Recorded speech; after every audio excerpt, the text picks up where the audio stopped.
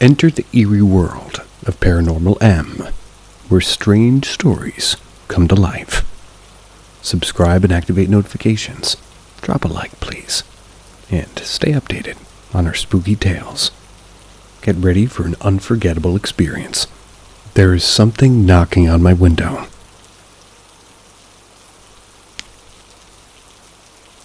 It's 1:23 a.m. and someone or something is knocking on my window. It shouldn't be possible. I'm on the second story, far above the ground. I've already gone through every explanation I can think of. No bugs, no animals, no branches. Not even loose siding that could be rattling. The nearest tree isn't close enough, yet the sound persists. A hurried and deliberate tapping, like someone standing right outside. No one is there. Nothing is there. At first, I thought it might be my imagination. You know how sometimes you hear things late at night that aren't really there.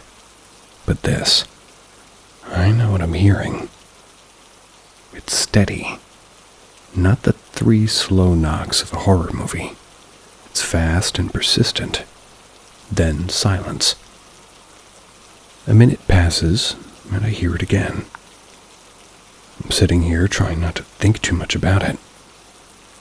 I know that there's no way anybody could be out there. Not this high up. But the knocking isn't stopping. It's deliberate. Then from the other side of the room, more knocking. It's moved. The opposite window now. Wait, it hasn't moved, it's just more knocking. Like the windows are having a conversation back and forth. It's relentless. The sound echoes in the quiet of my room. I get up and pull back the curtain on the opposite window, peering out of the dark. Nothing. Just the neighbor's dog and a honking moped. There's this empty space between my window and the ground. I'm about to let the curtain fall, and I hear it again. It's coming from the other side of the room. I spin around, and wouldn't you know it, another flurry of fast knocks against the glass. Can't believe it. I dash back to bed, throw the covers on my head like that would protect me from whatever this is. I turned on How to Better Your Life podcast, hoping it'll drown out the noise. Instead, it seems to amplify it. Every time I try to focus on the podcast, the knocks break through, getting louder and louder. I can hear it clearly, even with the volume cranked up. I must be going crazy. Schizophrenia usually shows up in your early 20s, right? Well, that checks out. I'm 23, but I don't have any family history of it. It's not like I see Barney in a tutu dancing in the corner of my room, so I have no idea. Could it be the antidepressants? Did I skip a dose? Could that even make you hallucinate? Wait, do sounds even count as hallucinations? Slight pause. Yes, they do. And can antidepressants do that? Yes, they can. Not discounting anything, just saying. What if someone's messing with me? But how could they knock up so high without me seeing them? Maybe they're throwing stones. How are they throwing them that fast? It makes no sense. I glance at my phone, half expecting a text or a call, maybe a joke from a friend, but nothing. I let the podcast continue, but again, the host's voice is drowned out by the knocking. Shove my earbuds in, trying to tune out the sound, but it's no use. It only gets louder, and it almost feels taunting. Then, just when I think I've finally blocked it out, there's a pause, a heavy silence hanging in the air, and for a moment I feel relieved. Maybe it's over. I literally couldn't take the suspense anymore. I throw back the covers, my feet hitting the cold floor. I walk toward the window, half expecting to find a prankster on the other side. Someone with a twisted sense of humor, perhaps. I reach for the curtain and I pull it back, bracing myself for whatever I might find. But still, nothing. Just darkness. Just silence. And hopefully no more neighbors.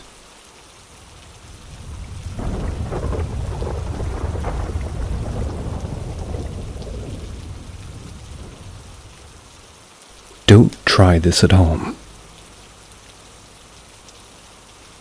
When the mask came to life, it didn't happen all at once.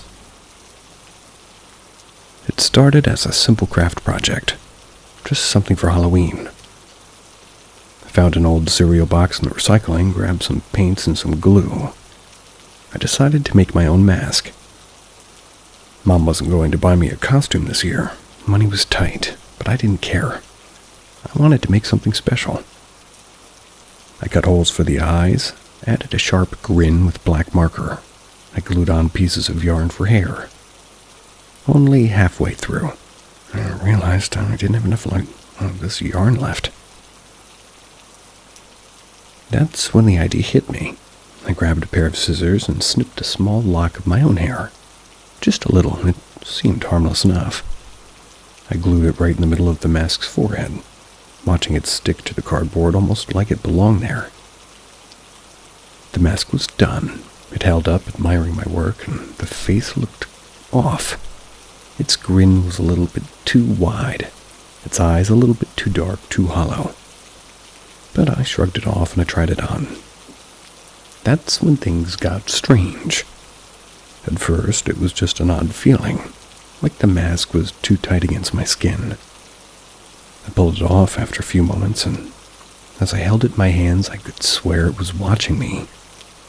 The eyes, which I'd cut so carefully, they felt like they were narrowing and focusing. I set it down at my desk and I went to bed, trying to forget about the weird feeling. It was just cardboard and glue, but that night I couldn't sleep. I kept hearing something scratching, like someone was dragging their nails across the wall. I turned over trying to ignore it, but then I heard it again louder. I flicked on my bedside lamp.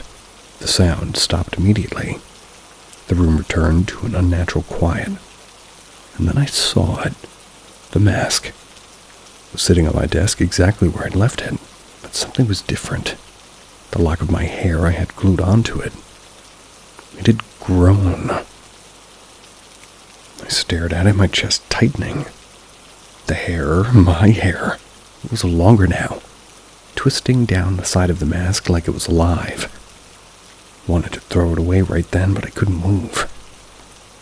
I just sat there staring. That's when the mask shifted. I swear I saw it, the eyes moved, ever so slightly, turning toward me. The grin widened, stretching further than it should have, splitting the cardboard edges. Heart pounded in my ears, and I grabbed the mask, intending to rip it apart. But as soon as my fingers touched it, a voice, soft and whispering, echoed inside my head. "Let me in." I dropped it immediately. Stumbling back, the mask fell on the floor with a soft thud. I waited, holding my breath, but the voice didn't return. I wanted to scream for Mom, but something stopped me. It felt like the mask knew me now, like it had taken a piece of me with that hair. The next morning, I convinced myself I'd imagined it all. I'd been tired, my mind playing tricks on me. I grabbed the mask, stuffed it in the bottom drawer of my desk, shoving clothes over it. Out of sight, out of mind. But it didn't stay there. That night, I woke up again to the sound of scratching. Sat up, my heart already racing, and there it was, the mask on my desk watching me. The hair was even longer now. It was curling around the sides like vines. I should have been terrified, but there was something else creeping in. Curiosity. I got out of bed and walked toward it slowly, like I was being drawn to it. As soon as my fingers brushed the cardboard surface, the whispering started again. It was almost louder this time. "Let me in. Let me in. Let me in."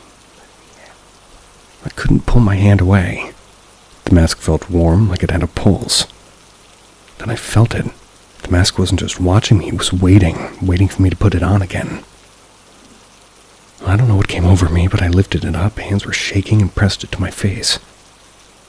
The moment it touched my skin, I felt something shift inside me. The mask tightened around my head and the cardboard edges digging into my scalp. The lock of my hair, now tangled and woven into the mask itself. I tried to scream, but the mask wouldn't let me. My mouth wouldn't move.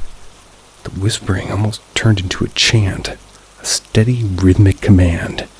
"You can't take this off now, you're mine now. I yanked off the mask, desperate to pull it away, but it held fast. My reflection in the mirror across the room showed something worse. The mask wasn't just stuck to me. It was becoming me. The cardboard faded, merging with my skin. The eyes, those dark, hollow eyes, were now my own. The grin, I could feel it stretching across my own face. I clawed at it, pulling and tearing, but it was useless. The mask had won. It had taken me. And now I sit here writing this. I don't know how much time I have left. It's getting harder to think, harder to fight. The mask is in control, and it's hungry.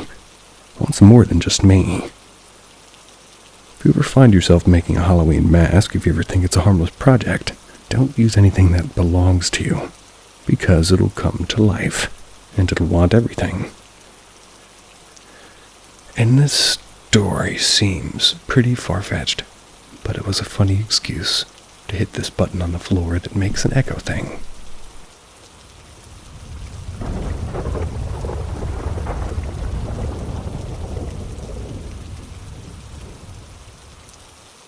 A Clown's Revenge.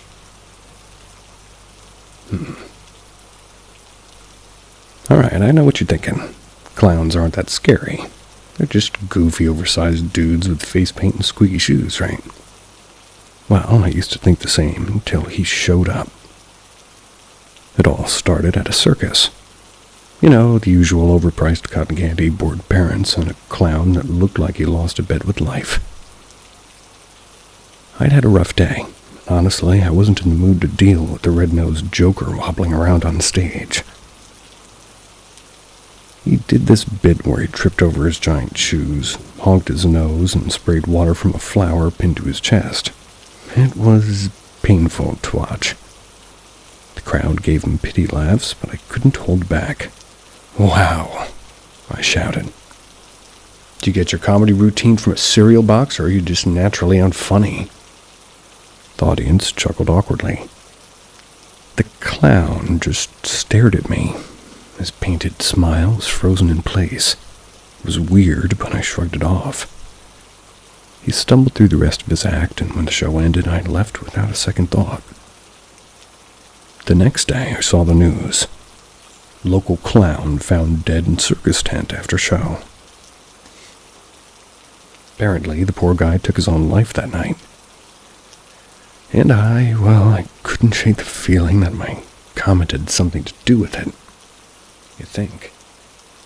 But that's ridiculous, right? I mean, sure, I was kind of a jerk, but it's not like he would, right? Maybe. Fast forward a few days, and things started getting really weird. Really weird. It began with little stuff. I'd hear squeaky shoes behind me when no one was there. Sometimes late at night, I'd catch a faint whiff of cotton candy. I tried to brush it off, maybe it was just feeling guilty. But then came the laughter. It wasn't the kind of laughter you hear at a comedy club. No, this was creepy laughter, high-pitched and echoing. It would start soft, almost like it was coming from far away. Then it would get louder and louder until it was like somebody was laughing right next to your ear. One night I'd had enough. I was trying in bed and just lying there and trying to sleep when the laughter just started again. "Okay, clown ghost," I muttered to the empty room. "If you're gonna haunt me, at least do something." Bad move. The laughter stopped, dead silence. I sat up, the hairs in the back of my neck standing on end. Then slowly I heard the sound of squeaky shoes dragging across the floor. I looked toward the doorway, and there he was. The clown. except now he was translucent and hovering a few inches above the ground. His painted smile was still there, but his eyes, his eyes were dead. "Thought you were funny, huh?" the ghost clown said, his voice echoing like he was speaking through a cheap carnival speaker. "Did I make you laugh?" I stammered. I was hitching toward the edge of the bed. "Look, man, I didn't mean it, okay? No one laughs at me." The clown snapped, floating closer, his face distorting into something nightmarish. His smile stretched too wide, his painted tears dripping down his cheeks like wet paint. "Now it's my turn to laugh." Before I could react, he honked his nose. Suddenly, a pie flew out of nowhere and smacked me square in the face. I blinked, wiping whipped cream from my eyes, only for another pie to come flying at me. Okay, I get it, I'm sorry. I dodged another pie, but he wasn't done. The lights in the room flickered, and suddenly my bed started spinning like some kind of carnival ride gone wrong. I held on for dear life as the room blurred around me. The clown floated above me, cackling like a maniac. "This is just the beginning, buddy. You're gonna ride the clown show forever." I screamed no, trying to crawl off the bed, but it felt like I was stuck on some twisted merry-go-round. My vision swirled, and I was pretty sure I was going to puke at any second. The clown just hovered closer. His red nose was inches from my face. "How's it feel, huh? You think you're funny now?" "I take it back," I shouted. "You were hilarious, funniest clown I've ever seen. Please just stop." He paused, hovering in front of me, his grotesque smile still plastered on his face. "Hilarious, huh?"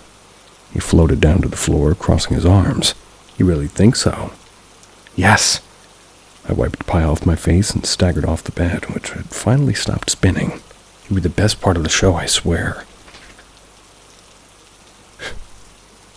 For a moment, he just stared at me, his dead eyes unblinking. Then slowly, he honked his nose again.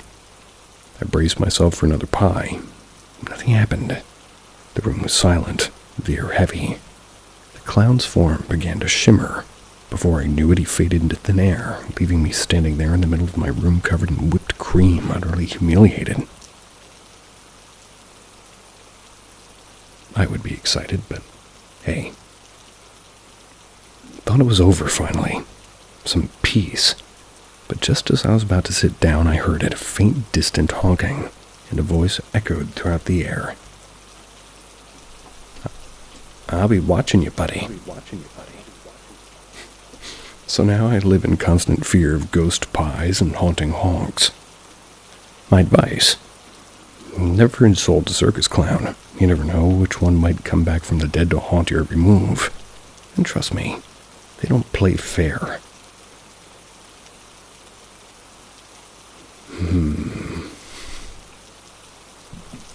Interesting day.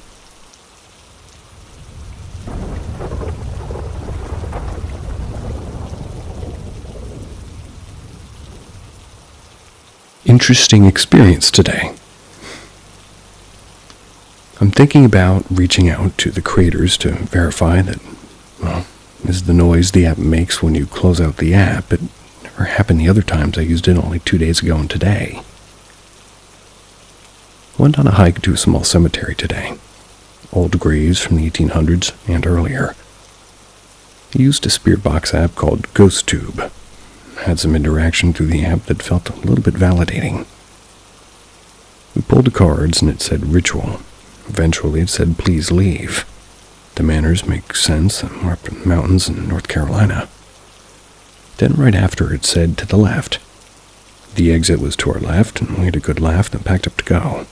But the real creepy part was my phone started making a noise like an old dial tone after somebody would hang up the phone. It was making these beeping noises. I looked at my phone. It seemed normal. Not on the phone, not the app. It was like just me and 2 other women. We all heard it. The energy shifted and hair stood up on our arms. We said our thank yous and left. It was the spirits that hung up the communication on the phone. All in all, I felt no negative interaction. I also felt that we were really respectful. Kept to the trails, left coins at the gate, used our manners. I do not believe in that app.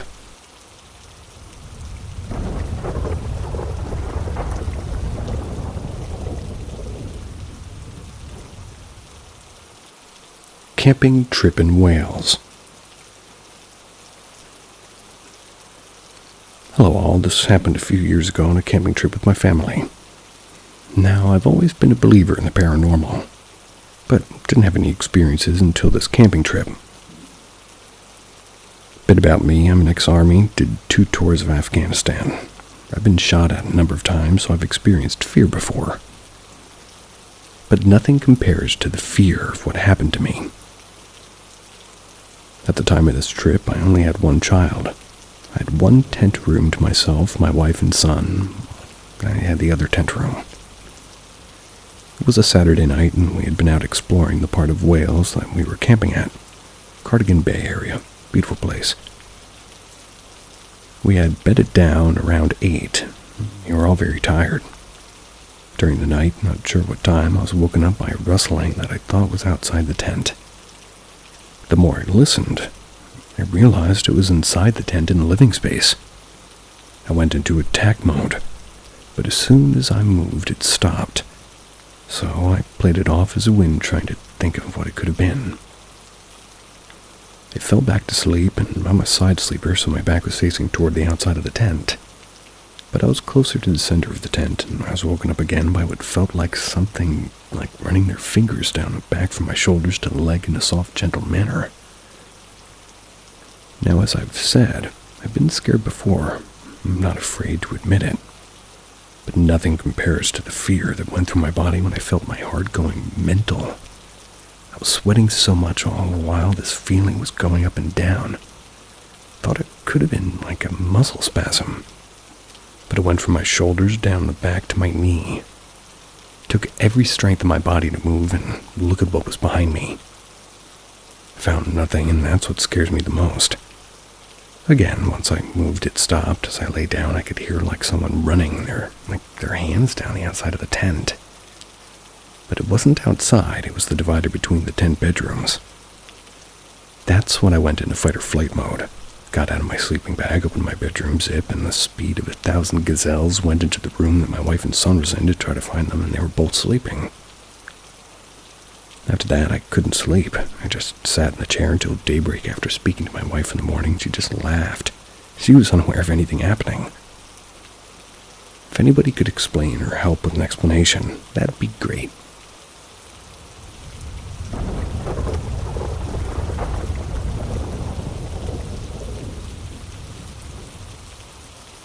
Tall figure in my job's back warehouse. Some context.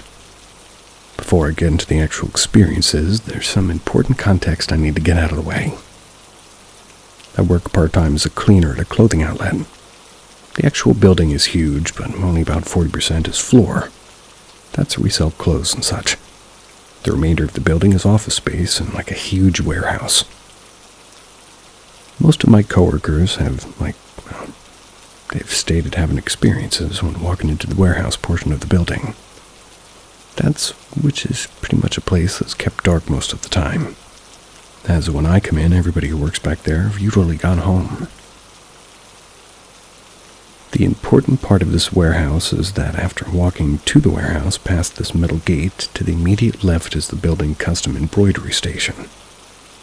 To the right are 2 industrial dumpsters, and right in front of the gate, separated by a portion of warehouse, is a long hallway containing the offices and employee bathrooms. This hallway is always kept lit up, and it goes all the way to the back of the main warehouse. The encounter. Anyways, the actual encounter that I wanted to talk about. It was in the middle of my shift. I was going to the employee bathrooms because I didn't want to hold up the ones on the actual floor. I walked that long hallway I mentioned, and I looked down into the dark warehouse, which is only partially illuminated on either end by a light from another hallway. That's when I see it. There's racks full of clothes on the other end, and I myself am about 5'9". These racks are about a head and a half taller than me, so I'd put them at about 6'2" in height. There's something standing, barely illuminated at the end of that hall, poking what must be its head above the racks. It's like when you see a shadow moving out of the corner of your eye, but instead I was looking dead at it. Its quote-unquote head was amorphous, a blurry shape, but it was easily taller than these racks when I immediately see it pulled back an arm from beside the rack. Then it ducked away out of sight without a sound. Two of my coworkers, one of which being brand new and the other being my manager, both reported having an experience exactly like this, seeing something duck away out of sight. There's plenty more experiences I've had in the back warehouse, but this is the one that's been nagging me. Anybody familiar with what this could be? The same building's been clothing outlet since way before I got my job. Easily since a few years before 2000.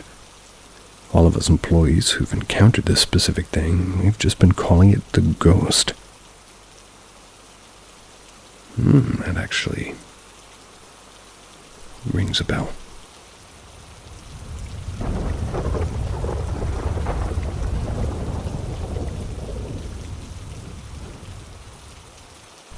Is my childhood home haunted?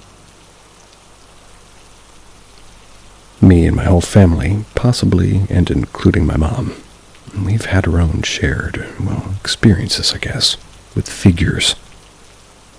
I guess you could call them that. It was starting with my own, and there was this one time where I would be in bed, and sometimes my mom would come check on me, which was normal, but one time what I thought was my mom walked into my room and kinda just there, not really doing anything. Then, left the morning after, I went to go ask my mom, since the experience was kind of weird. She ended up saying yes, but my sister had an experience where she was in bed when she felt something grab her leg and pull her down. She was too scared to say anything. So the following morning, she asked my mom, and the reason my mom believed her is from, my experience, and she later ended up telling my sister that she lied when she said she was the one that went to visit me at night. I also have another. That's where I was going to this bathroom. It was across my room, and for some reason I decided to look in front of me, which toward the kitchen was like the dining room, and the left was the living room, which was separated from like a disconnect wall in the middle of the living room and the kitchen. And as I'm turning, I see this figure, which I know it was a figure. It was darker than the actual room, and walking from the end of the dining room toward this living room. And the resin. Reason. I believe it's a shadow person and not a family member going to get a light snack is because I couldn't hear any footsteps. An experience my dad had is when it was in the morning. He would always have his morning routine at about 6 o'clock to be ready for work. Everybody would still be pretty much asleep. He said he saw a figure, or a person, can't remember, but he said he saw something behind him for a split second before he looked up again, and there's nothing. He also remembers one time he was by himself, and it was a day off, and my mom was probably at the store with a friend, or my sister was at school, and so was I. He said that he could hear this painfully loud and god-awful scream in the living room. So, in classic dad fashion, he went to go investigate. And what he saw was blankets left from the night before tossed on the floor. Our collective experience made us get our house blessed by a pastor, or as they wrote, a pasture. But more experiences kept occurring. So my question is, was my childhood home haunted?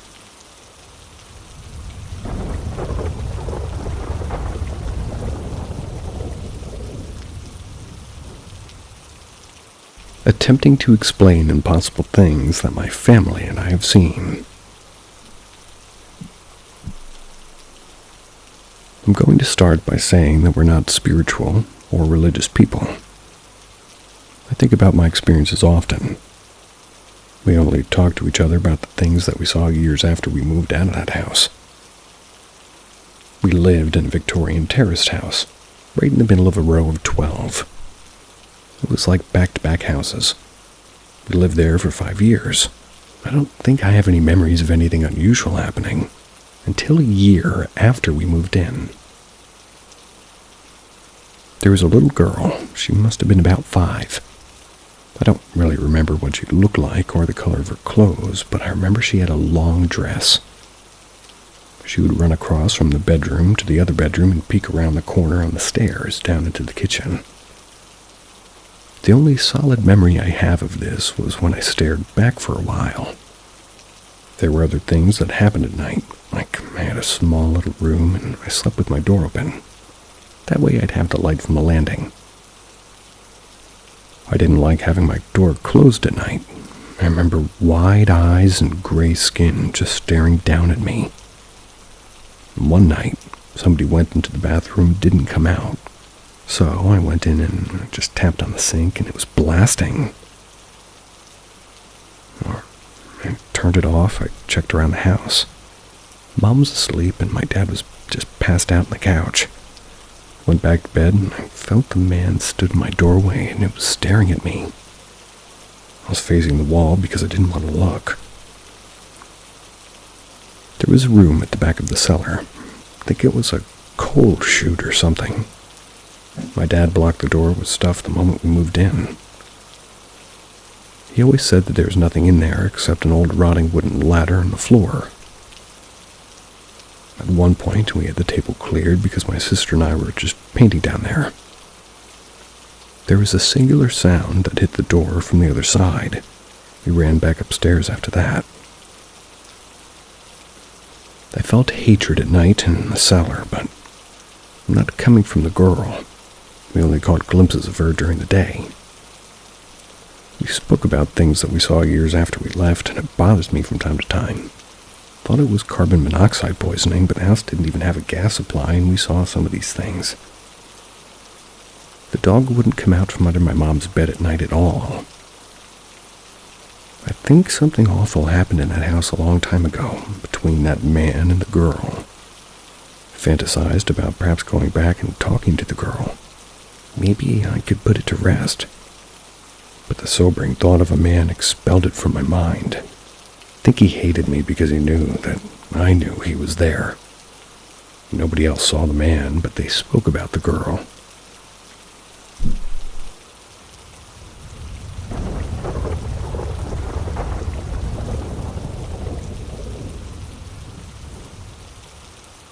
I think my mom came to me in a dream. Okay, so a little bit of a backstory. I'm originally from New York, but I grew up in Florida. One day when I was 16, my mom came home from work saying that it felt like she was sitting on the rocks all day. Just pressure in her butt, like inside her. Alrighty then. Oh, so sorry. A year later, she found out it was cancer. She also found out it was inoperable. So she decided with my dad that she wanted to move back to New York to be closer to family before the worst happened. 3 years later, she had deteriorated pretty badly. Was bedridden, unable to move, so it got to the point where she entered hospice care. A week after her being in hospice care, I fell asleep in my room dreaming normally. All of a sudden, a dream changed. I was suddenly in the middle of the dark room in a chair under a light. Across from me was an empty chair. Out of the darkness, my mom came and sat down in the chair looking healthy. I couldn't speak or anything. I'll never forget what she said. She said, "I'm okay now. I got to heaven.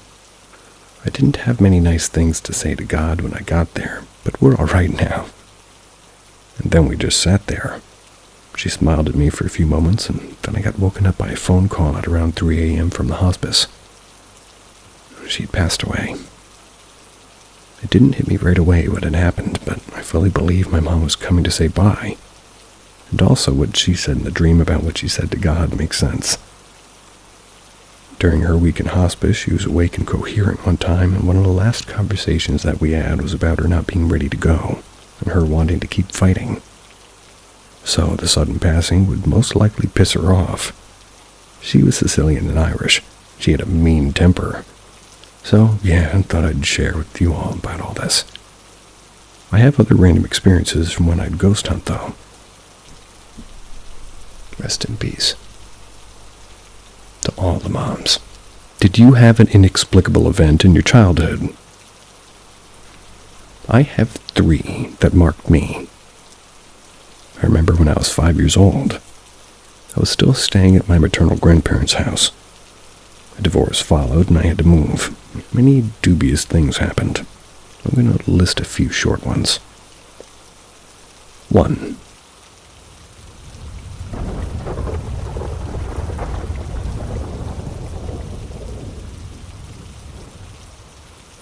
One night when I was in a room next to the living room where my parents were staying, I started hearing loud noises from the hall parallel to their room. The hall led to a larger room at the back where the expensive purchased things were kept. At first, I didn't pay attention at all, but they started to get louder. Then at one point, something or someone hit the glass of the door, then the sound of a beast, like a bear or a wolf or whatever it was, started screaming at me. The curtain that was covering the window of the door started to move, and in the morning, I found it torn as if by claws. In that second, I froze and started crying, and my parents came to calm me down. They didn't hear anything. The next morning, when I went to see what there was, my grandfather was picking up the carpets stored there, and they were all spread out. They were rolled up. She hit me, thinking it was me. 2. When I was in the hospital when I was 6, after I got sick with my lungs. I stayed in the hospital room. It was me, Grandma, and an old lady. Out of boredom, I went to the edge of the bed and I started knocking on the window. To my surprise, the same rhythm and the same knock started to beat back. It's as if someone was higher or lower and repeated after my knock. When I stopped, that banging started to be more insistent. It was like as if it had gained consciousness. There were already punches and strong blows, and when my grandmother heard, she asked me why I was hitting the window. I showed her that somebody was knocking according to the rhythm in which I was knocking. Stayed for a few seconds, but nothing happened. But suddenly those blows were heard, and my grandmother pulled me from the window scared. 3. There was a lot of chaos in the yard where we were staying. A Slavic house from Eastern European houses where everything that was kept by parents or grandfathers under the pretext of maybe we need it. There were many dark areas where I sometimes played alone, but the most dubious events were when somebody called my name from behind the house even though I was alone at the home. Every time I was there, nobody. They could often be heard from the most desolate areas, from the tool shed without lighting, from under the hay storage, from the stables, and from the wooded area behind the house. 4. A huge black dog with big fur always appearing when I was walking. Whenever I was there, it was also him. It appeared and disappeared in the most inaccessible places, usually at a distance, but even in dreams. When I told the event on a Discord call with some friends, one of them started to draw exactly the circumstances in which I'd met the black dog without even telling them where, how, or when. They all left the call scared. He opened the camera and showed everyone the details. Now I'm 22 and I remain skeptical when it comes to the paranormal. Although the last 7 years, a series of human shadows have haunted the new house where I am. What do you think about my experiences?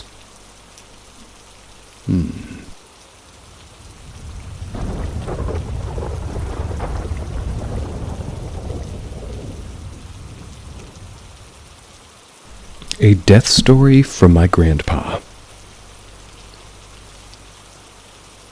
My grandfather was born at 52. Worked for 43 years at the cable company until he got sick and retired early. He and the people from the village where I live now formed a team because they knew each other, and they would leave for work in the morning and return in the evening. A According to his story, and that his good friend who unfortunately passed away 9 years ago, around 78 one day in the afternoon, due to the lack of transportation, they were contacted to go to disturbance in the town of Pascani. More precisely, near to it. To get to it, they had to cross a national road which passed through a dense forest. As it was winter at 4 p.m., it was already getting dark. On the way, they came across a person, a man of about 40 or 50 years old who was walking with a cane. Although they greeted him, he didn't respond. He continued to walk briskly along the edge of the asphalt until he disappeared into the snow. A few hours later, after they had repaired the malfunction, at 6 p.m. they set off back home. Since the last work transport was at 8 p.m., they had to wait. But since they had relatives in the village across the forest, they decided to stay overnight with them. When they returned from the road, they met a group of people in a police car. A woman was crying and screaming in pain. One of the policemen was struggling not to vomit. When the policemen saw them, they grabbed them and asked them if they had seen this individual. The grandfather and his friend confirmed it. The policeman took them both to see him. One of them pulled the blanket over him and he was sprawled on the ground. But as soon as they took it off, they saw that he was mutilated. There were cow hoof marks all over his head and face, and his bones were protruding and twisted. The face had no eyes, no nose or jaw. There were bloody hoof marks next to what was left of his body, and his organs were thrown into fallen branches of a tree. According to the police, he went to a relative, took some tools and package, and then left. At around 5 p.m., he was found by a truck driver who came to clear the road of snow, who raised the alarm. Both the grandfather and his friend were taken at night and interrogated, but they escaped because people saw them working. The crime had been committed recently because the body was still steaming and the blood was wet. The people around still know today that he was killed by a cow. But the grandfather, although he was there, he didn't see any tracks in the snow. There were no bloody tracks except near him. If something had stepped on him, that thing would have walked with bloody tracks wherever he went. And at that late hour at night in darkness, where did the cow come from? Especially in the forest. And after all, what cow crushes a human body so hard that its flesh is flattened and then thrown to the tops of trees? Although the grandfather is a bit atheist, but with a little bit of religion in him, he believes that the man died cursed. The world knew him as a loner and a troublemaker. He believes that he either cast spells or went to somebody who did and was punished. That one is unsettling. Ghost cow.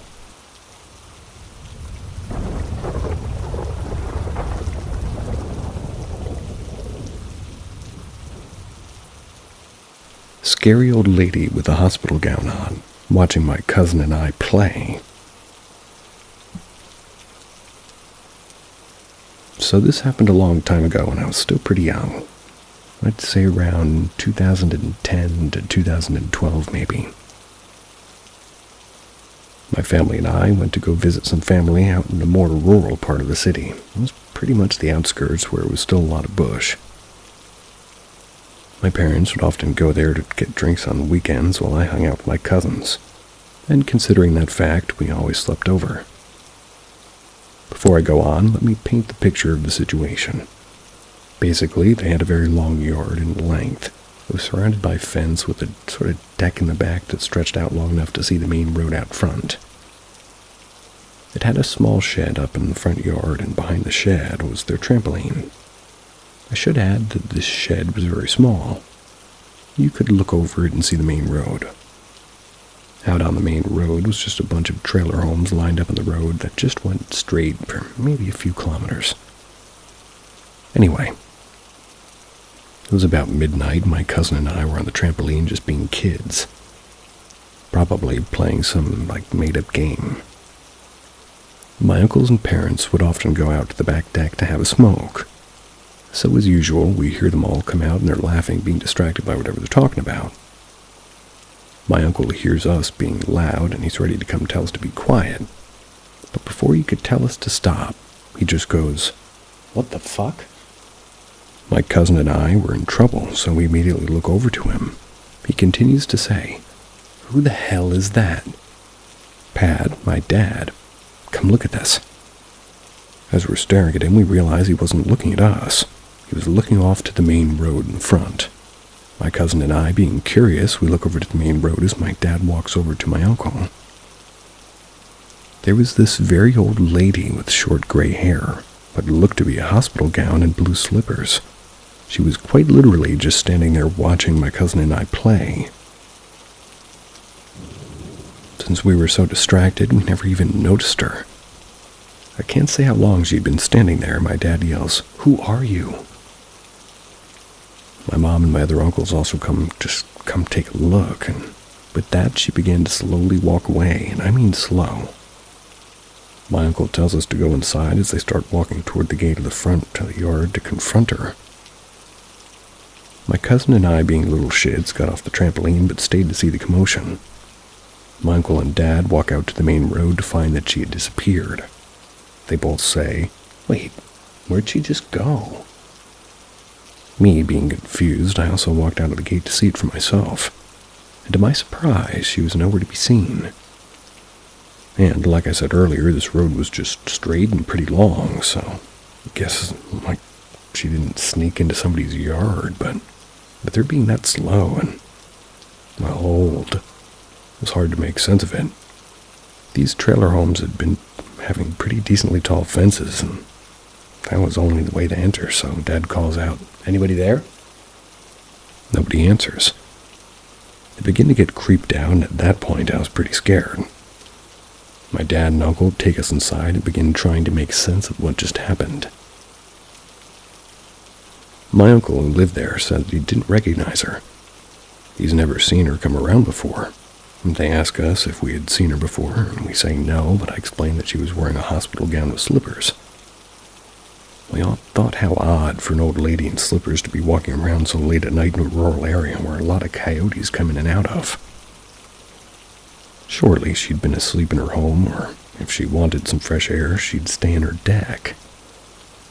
There's really no making sense of the situation until my uncle said that the mental hospital was not far, but far enough for it to be quite a walk, especially for an older lady. They started speculating that she might have escaped, hence why she had a hospital gown on. I mean, maybe she did live in the area, but had dementia. With all of that, it still didn't make sense that she had just disappeared after not even 60 seconds had gone by. I do find it a little bit hard to believe that we all saw the same spirit. Really creeped my cousin and I out. We never went out there late at night again, nor did we ever see her again. Everybody I tell this story to also have a hard time making sense of it. If anybody has possibly gone through a similar experience, please let me know, because I often think about it.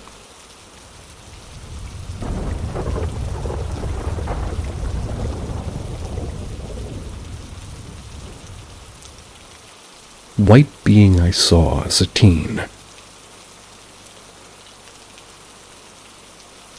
I spent most of my life experiencing supernatural activity.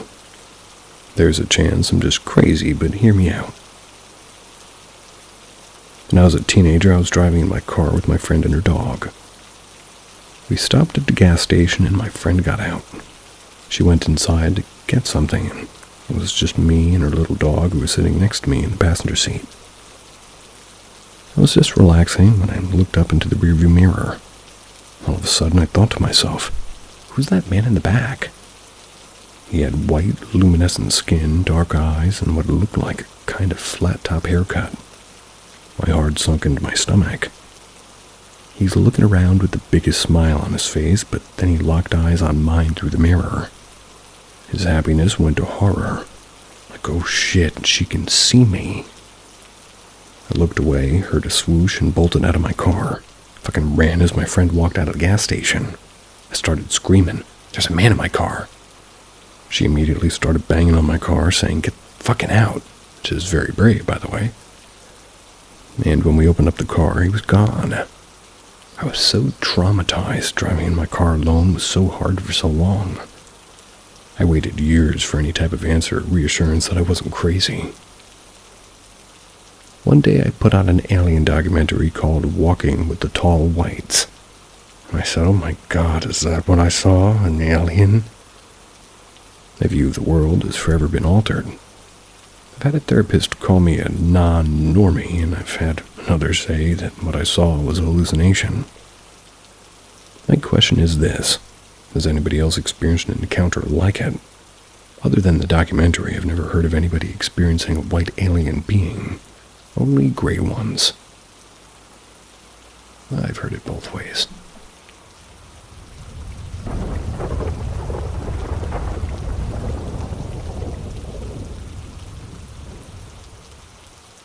Things are getting weird.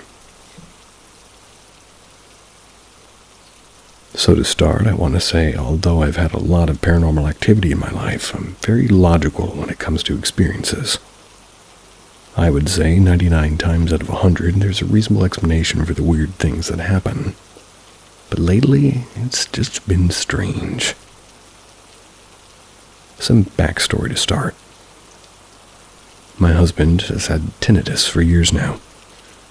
Some days good, but mostly bad. One day he said he felt like he was going schizo. I chalked it up to him going crazy with the ringing in his ears, and that reality was getting harder for him to deal with. I comforted him, but I didn't ask too many questions. Sometimes he just wants to vent and not answer 100 questions. I hear you. So fast forward to me sitting in bed a couple of weeks ago. And in the doorway, I see what looks like part of a head poke around the corner peering into the room, then quickly jerk back into the hall. I knew no one was upstairs, but I got up, saw my husband downstairs on the couch, and asked if he was just upstairs.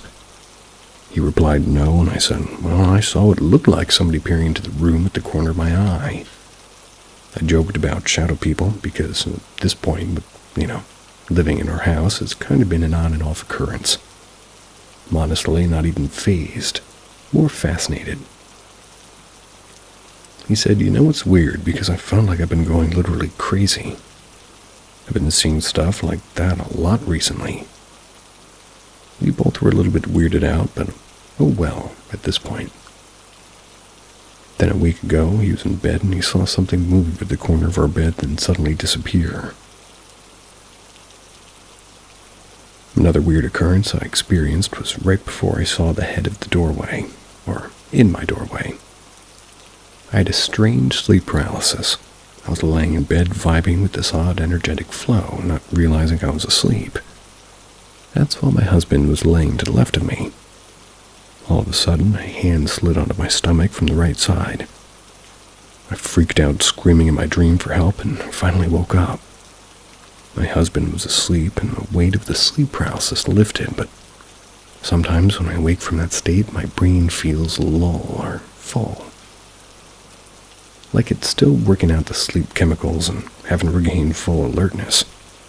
It's very odd, but during this state, I can see things move that aren't there. So I look, and there's a shadowy figure on top of him. Thought it was him moving his legs in the dark, but then I realized it wasn't. As soon as I realized it wasn't, I noticed this thing was holding something that looked like a phone screen. It was just a rectangle of white light. Told myself that I must still be in a dreamlike state because of the way my head felt. I put the covers over me and I tried to relax. Well, relax at least until I was more awake and with it. Then I looked at my husband's side of the bed where his legs were.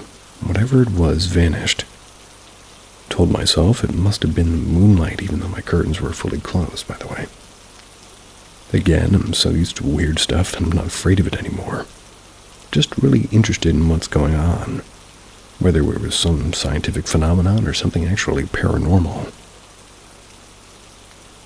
Then today, I got weirded out by something out of the blue.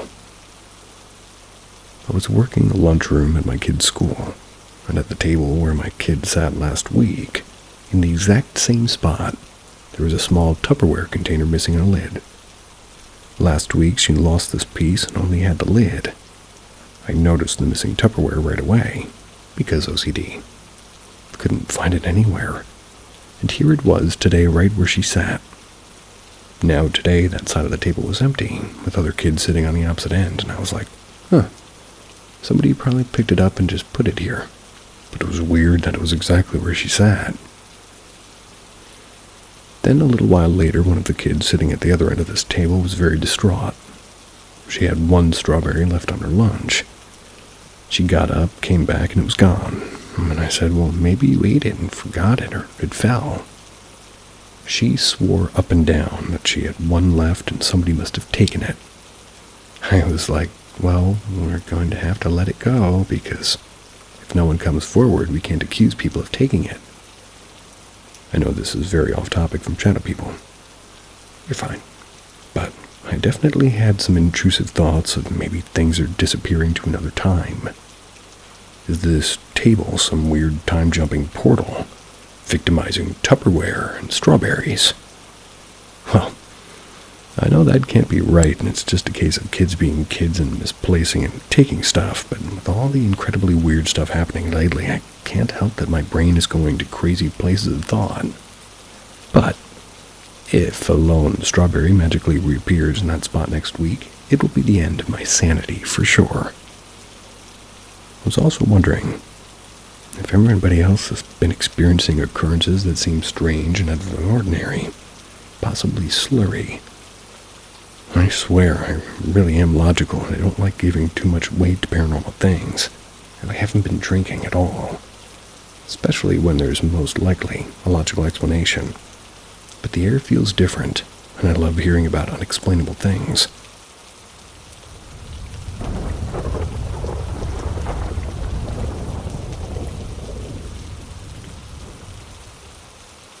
My 3 paranormal stories.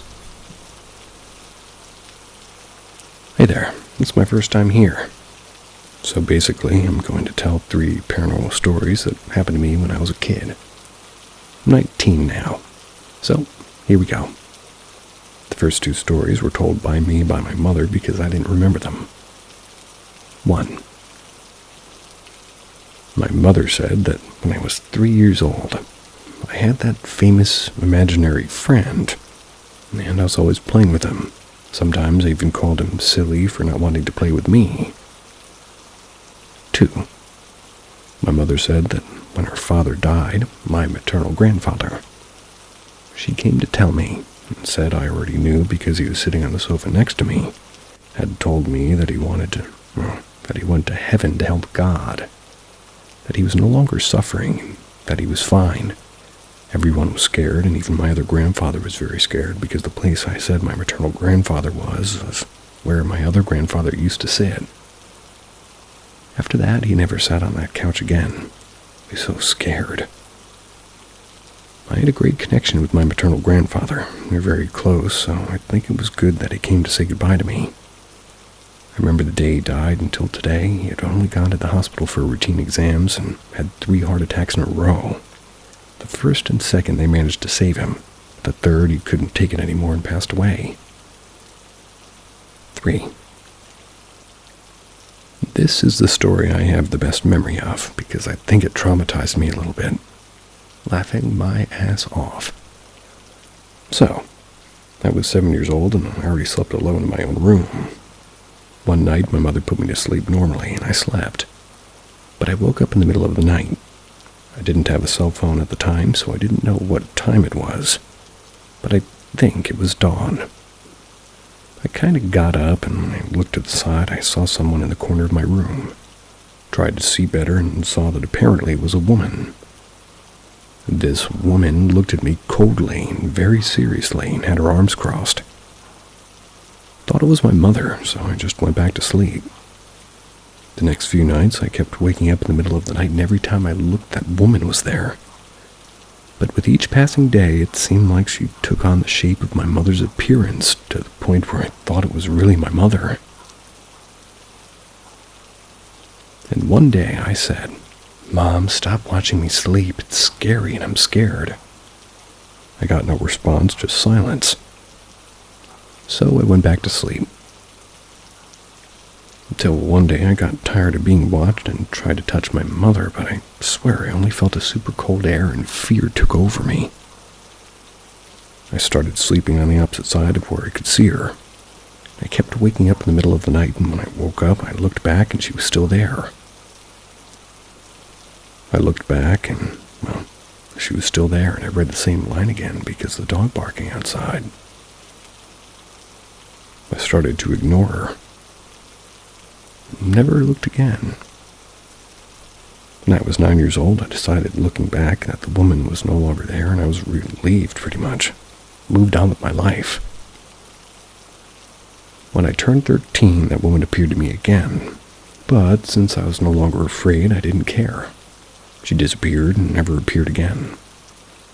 When I was 14, my mother was taking a bath, and I remembered this incident, and she got out of the bath, and I questioned her about watching me sleep when I was a child.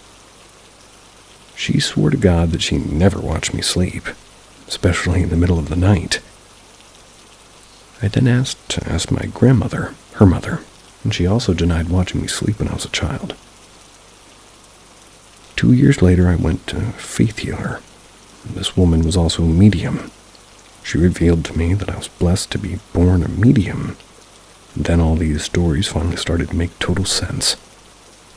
I can no longer see spirits, but I can feel energy and presence, and I can also kind of remove negative energy from other people and the environment I'm in. And this bad energy, it stays with me, and I usually get sick. I can say that I attract people with negative energy because of that. Several times I went to talk to somebody and almost automatically started to feel sick or have a headache. I sort of get that, but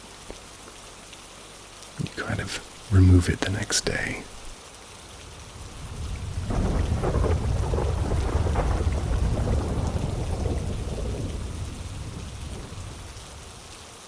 I dreamed about my maternal grandfather and my favorite singer, and it was the best dream I've ever had.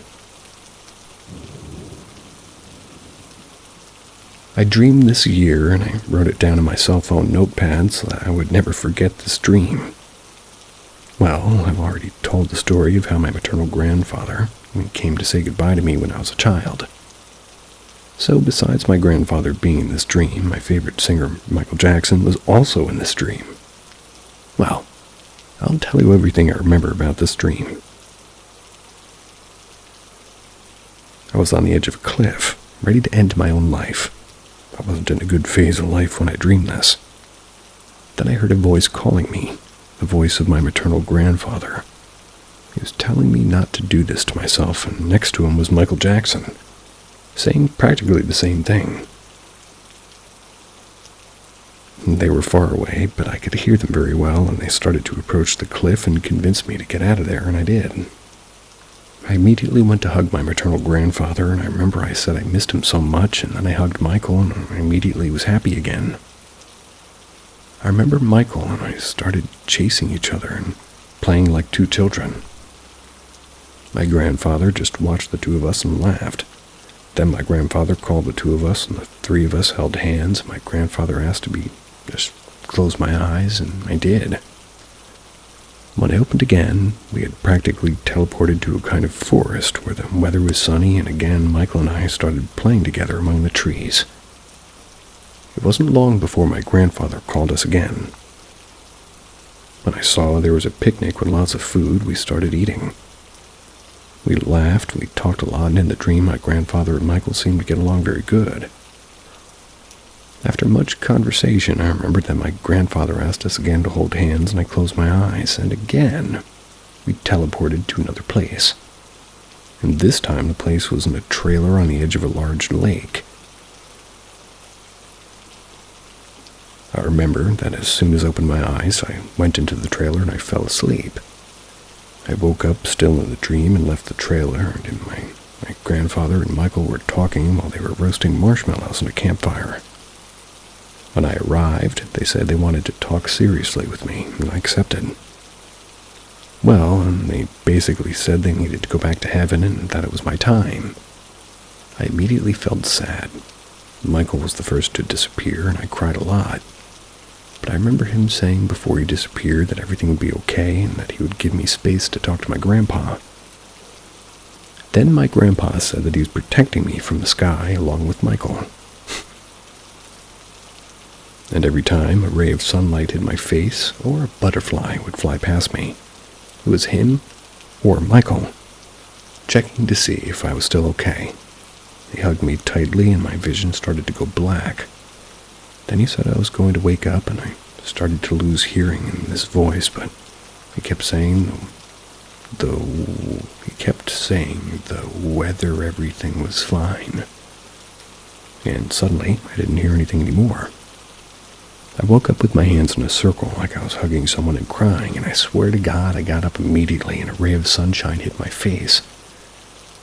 It was like, well, a coincidence, but I believed it was my grandfather keeping his word. I imagine he must be thinking I'm dreaming too big or I'm crazy, but it's not the first time I've dreamed this kind of thing. That was certainly a first for me, in many ways.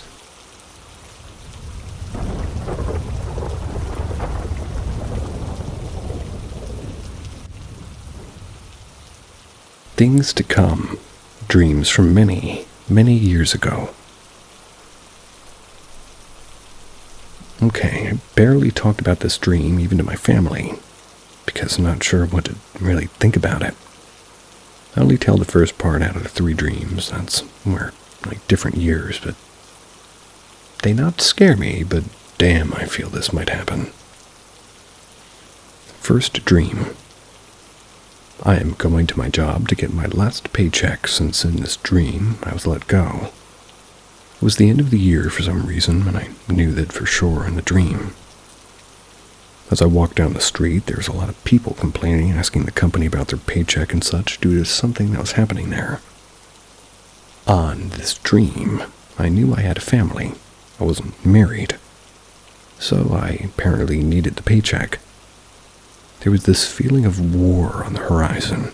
Not sure how to explain. There was no wars during this time, but I knew there was war of the other side of the world in Europe. When I got my check, they told me that you're lucky it was the last one. Everybody else here won't have any luck.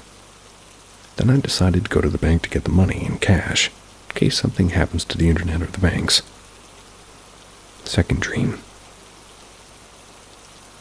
I've never told anybody about the following ones. The world was going to shit, the war was going strong, and there was problems with earthquakes. I was in my hometown, pretty much in a road which is located in a hill. Something's telling me to go to my previous home following this path, which never used to go there. You could go, but it was not the one that we took to get there, since it was considered longer. My family, which at this time I did not had, went ahead without me. I led my brother to guide them to that house with a lot of people seeking a place to be safe of all of the bad things that were happening. And for some reason I was guiding them. In this hill, I called my mother on the phone. Cell phone were barely available at the time of the dream. To ask her if she was coming with us to this safe place. She told me no, because she did not want it to leave her mother alone and as she was in bad condition. I understood, told her a few things, and moved on. Third dream. This could be considered the first one, but always feels like the third one for me. That's because I had it when I lived in the house I was going to visit on the second dream, and it was like 20 plus years ago. On this dream, I looked to the mountain, and it was the one in front of my house.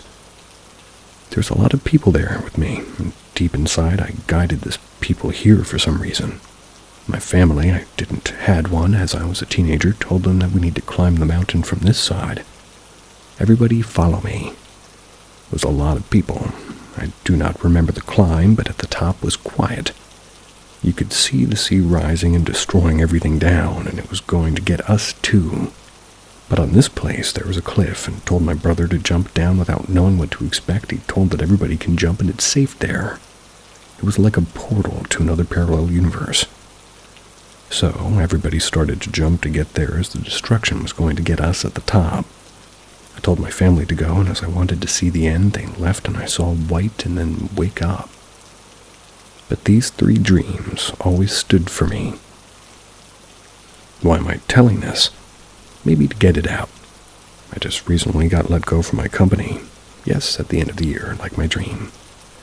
I have a family now. My mother, which should not be in my hometown, she divorced my father and went to live in another place in the country. Now she needs to go back there because her mother, my grandma, is sick and she needs to take care of her. The war on the other side of the world can go wrong soon. I have this feeling. Will I have to guide people to a parallel dimension like in my dreams? Hope not.